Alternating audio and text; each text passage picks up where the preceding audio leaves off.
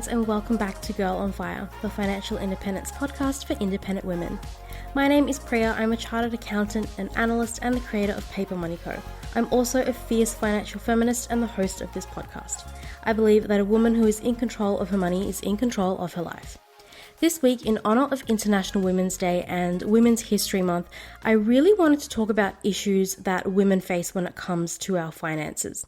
We're going to be talking about the pay gap, the glass ceiling, the pink tax, the tax gap, the wealth gap, and longevity risk. We're going to talk about what all those problems are, and I'm going to try and share some ways that you can take back control. I do want to make one thing clear here though. I believe in equality for all humans, no matter where you come from, how you identify, or what you look like. But this is an incredibly important topic, and I encourage you to share this episode with all the women in your life. I really hope to do this topic justice because this episode is the entire reason why Girl on Fire exists. If you've ever wondered why I spend my time and my own money making this show, this is why. But before we get started, I have a few announcements regarding some changes that are coming to Girl on Fire. As my longtime listeners know, I've been podcasting for a bit over a year, and I was blogging for 2 years before that. I do have a full-time job, so I've been doing all Girl on Fire stuff in my own time. Each episode takes a huge amount of time to research, write, record, edit, and produce. And honestly, there just aren't enough hours in the day. There are other things all needing my time, and I also need time for myself and other things that I'm passionate about. Especially with a chronic heart condition, I deal with a lot of exhaustion, and something's gotta give. And that's why Girl on Fire is switching to a fortnightly schedule instead of weekly. Episodes will still go live on Mondays, but they'll be every 2 weeks. So the next episode won't be next Monday, but on the Monday after, the 21st of March. And because the show will be fortnightly, my email newsletter will be switching to fortnightly as well. Now for the biggest change. From the next episode, you're going to start hearing ads. It's something I've resisted for 3 years or so. I've never included any ads on any previous episode or on my website, but I've been running Girl on Fire out of pocket for 3 years. All revenue I make from the show gets funneled right back into making the show even better. I've never paid myself a cent for the work that I do here because it is work. It's like having a second full-time job that I work for free, and I'm not willing to do that anymore, to be honest. So there will be ads in these episodes, but there's also another interesting change coming. After a lot of experimentation, I've decided to relaunch the Girl on Fire Patreon. Patrons will get access to ad-free episodes. Think of it like ad-free absolution. And also bonus content through extended episodes along with a bunch of other benefits. I'll talk about it in more detail a bit later on, but you can check out the details at patreon.com/girlonfirepodcast. So that's all the housekeeping I wanted to share with you today. As always, Girl on Fire is about learning, so grab your favorite notebook or journal and get ready to take some notes or draw some diagrams. Write down your questions for me, you do you. Okay, let's dive in. First up is the gender pay gap, the fact that on average, men make more money than women do. And there are a few ways that this happens. First, in some industries, especially male-dominated industries, but in some female-dominated industries too, men make more than their female counterparts. That means Bob and Gina are colleagues. They have the same job, which required the same amount of experience and education, and they are both as equally good at their jobs. But Bob earns more than Gina does because he's a man. For example, in Australia, women in 2020 to 2021 still earn only 77 cents for every dollar that a man makes. And that all adds up to women earning about $25,000 less per year than men do. Now, I'm not sure how true this is, but what I've been told is that companies plan for this. Sometimes they advertise a job with a salary range, for example, $60,000 to $70,000. And yes, sometimes it's because people with more experience will be paid more. But I've been told that it's also a way companies hide the fact that they pay women at the lower end of the range and they pay men at the higher end of the range. Like I said, not sure how true that is, but there it is. Now, another way that men earn more throughout their working lives is because women have to take time off to have a baby. And they may take more time off to raise a family until children can go to school. If there's an elderly relative that needs care, it's the woman who usually has to cut back on hours or leave work altogether to take care of them. Women still bear the brunt of caring and child raising and homekeeping, whether they work outside the home or not. And taking time out of work for caring responsibilities means you're earning less and sending less to your retirement. Now, this has a double penalty effect as well, because women who have to take time off work like that are then overlooked for opportunities and promotions which would allow them to earn more. I actually talked all about the gender pay gap in my second ever episode of this show, so listen to episode 2 if you want to hear more. I still sounded like a robot back then, so be nice. So what can you do about it? First up, when you're interviewing or speaking to recruiters about a new job, ask them outright. I don't think any company will say, yes, we pay our female workforce less because they're women, but you'll make it clear what you expect from an employer, and you might be able to see body language that answers your question. Did your question throw them off? Do they look uncomfortable answering it? Also, if you feel comfortable doing so, have a discussion with your male colleagues, especially the ones that have a similar education and experience. How much do they make? Are you earning the same or not? When you're applying for a new job, negotiate your salary and don't be afraid to ask your boss for a raise or a promotion that you've earned. We talked all about asking for a raise in episode 12. Now, something that makes the gender pay gap worse is the glass ceiling. It does exist, and anyone that denies it is either really ignorant, really sheltered, or an alien. If you're not familiar with what the glass ceiling is, imagine there is a ladder, like a corporate ladder. The higher up you go, the higher up your position is. Maybe from an entry-level position to a supervisor to a manager, and up you go. The glass ceiling is an invisible barrier that stops you from climbing any higher. And it's a ceiling that applies to women. For men, the sky's the limit. For women, the glass ceiling is your limit.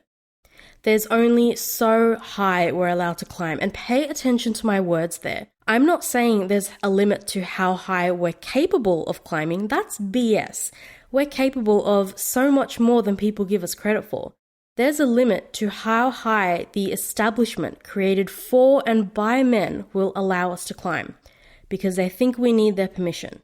And the evidence of this is the huge disparity in the number of female versus male executives and CEOs. This is why companies try to look like good companies by saying, oh look, we have a woman on our board of directors. No way we're sexist. And this will apply to a lot, if not all, of the things we discussed today, but that ceiling, that limit, is even lower for women of color. So what can you do about it? This is a hard one to take control of because you can't change society's attitudes and systemic sexism overnight. But what you can do is be vocal about changing social attitudes. Call out companies or people that put that glass ceiling in your face. There are places like Glassdoor where people can rat out crappy companies. You can even review workplaces on Seek.com.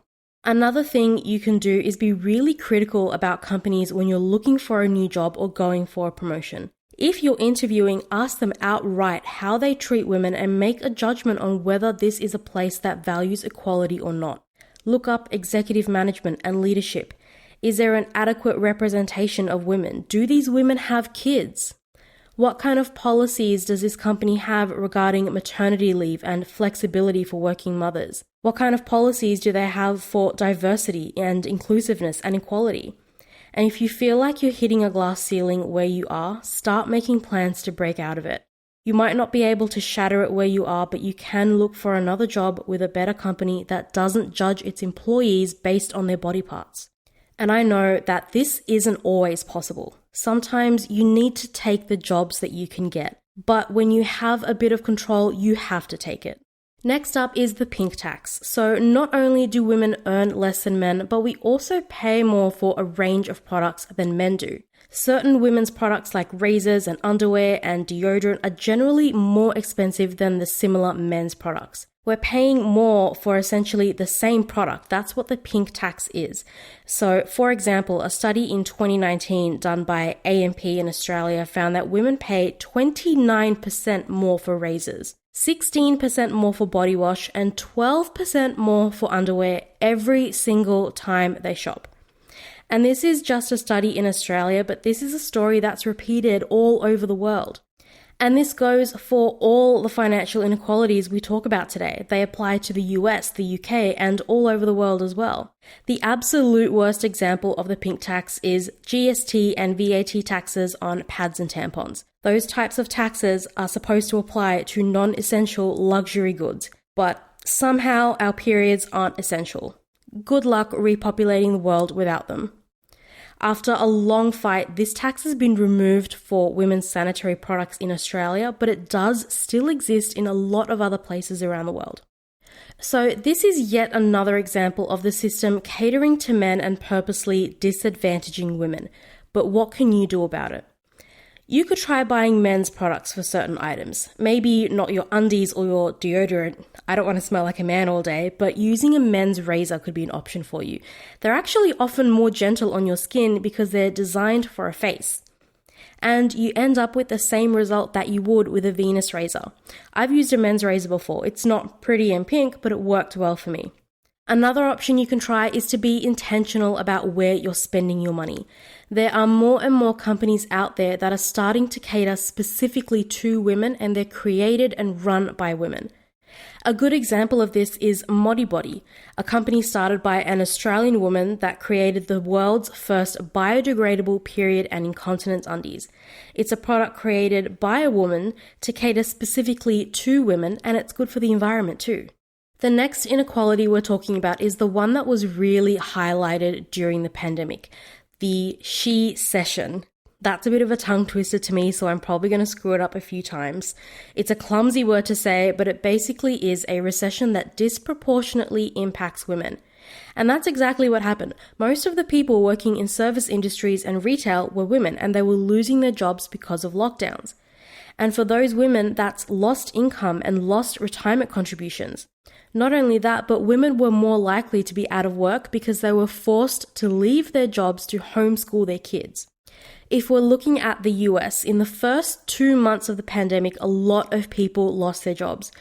But there were 1 million more women who were out of work than men. Studies also show that both men and women are regaining the jobs that they lost.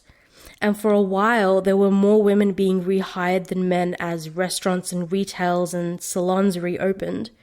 But overall, men are regaining their jobs a lot faster than women are, as much as 3 times as fast. And one of the reasons for that is the age-old discrimination against women who have kids or are of childbearing age. Employers don't want to hire a woman who they think will fall pregnant. There's a great article where I got those statistics from. I'll leave it linked in the show notes if you want to check it out. So what can you do about it? The sad thing is that there isn't really much you can do about this on your own. This is a systemic issue, and the only way to fix it is to dismantle traditional gender roles and the sexism the world was built with.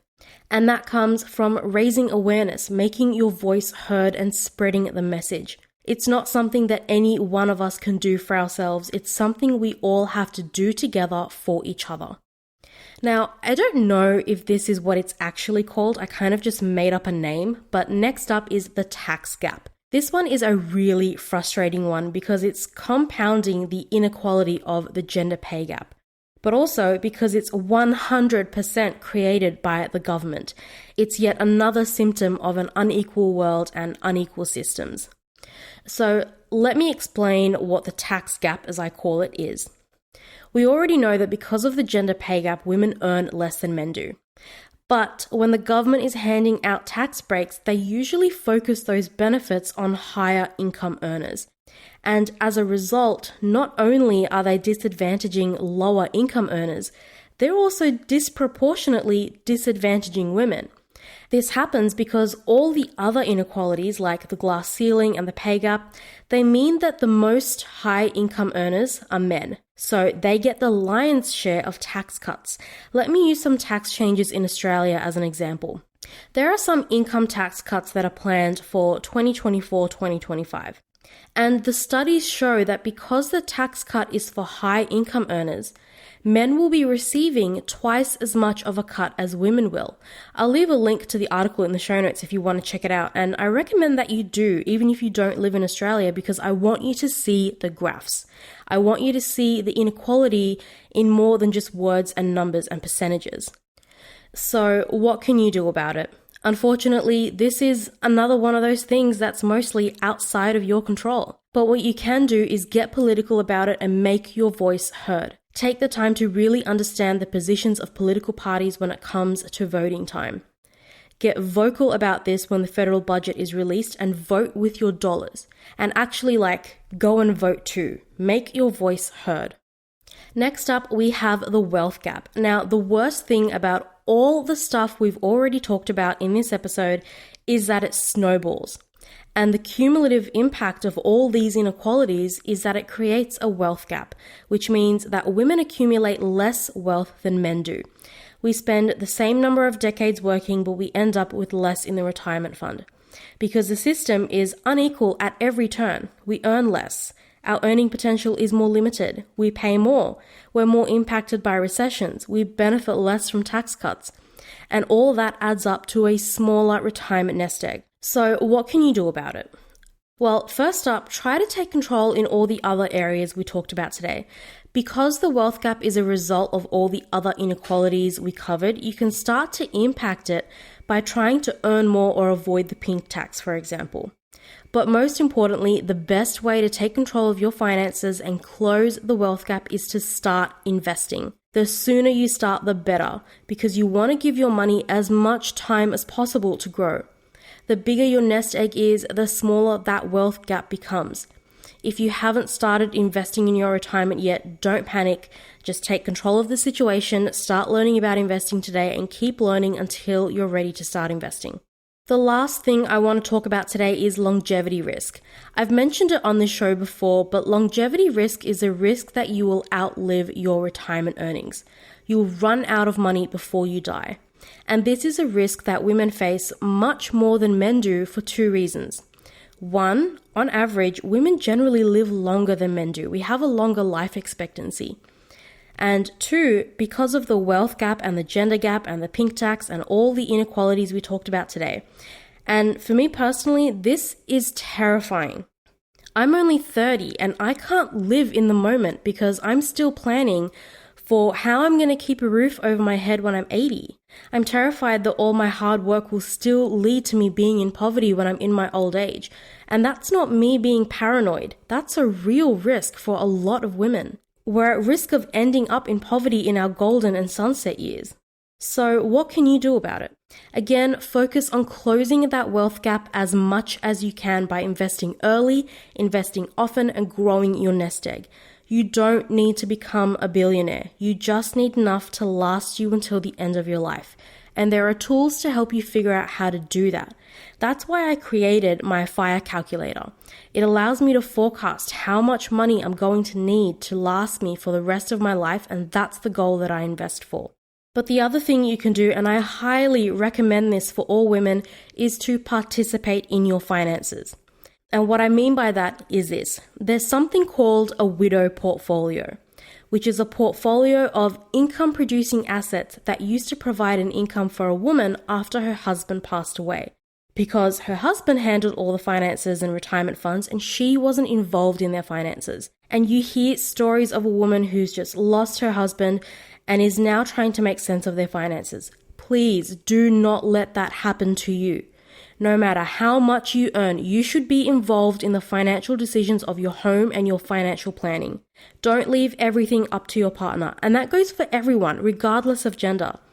Take the time to learn and understand what's going on with your finances. Have a discussion and make your concerns and thoughts heard. The worst thing you can do is just give up and plan to rely on your kids or the measly government pension. I cannot stress this enough. The government will not help you. The fact that I have to make this episode at all is proof of that. It's 2022 and the world is still dominated by and catered to men. The sad truth is that in this world, women are born disadvantaged. Even more so if you're a woman of color like me. The odds are stacked against us, but they can't stop us from fighting like hell until we get the equality we deserve. And that's all I have for you girls on fire today. My challenge for you this week is to start closing that wealth gap however you can. Also, I want you to share this episode with all the women in your life. Help them take control of their finances and take control of their lives too. Actually, go one better. Share this episode with any human who believes in equality for all humans. That's what I want you to do. I know I ask you to share every episode and I love it when you do, but this one is really important. On the next episode, which reminder is going to be 2 weeks from now, we're going back to some heavier investing topics and we're going to be talking about asset allocation and rebalancing your portfolio. It's going to be a really interesting episode, so you're definitely not going to want to miss it. Don't forget to rate and review this podcast at papermoneyco.com/podcast review. It really helps me figure out whether you're enjoying this content and learning from it. Reviews help me improve my content so that the episodes get better and better. And they help other women out in the internet wilderness come and find us as well. It's also a great way to support this show. It's totally free and I love reading your reviews. As always, if you enjoyed this episode or found it interesting, then spread the love and share it with your friends. And remember, when you're in control of your money, you're in control of your life.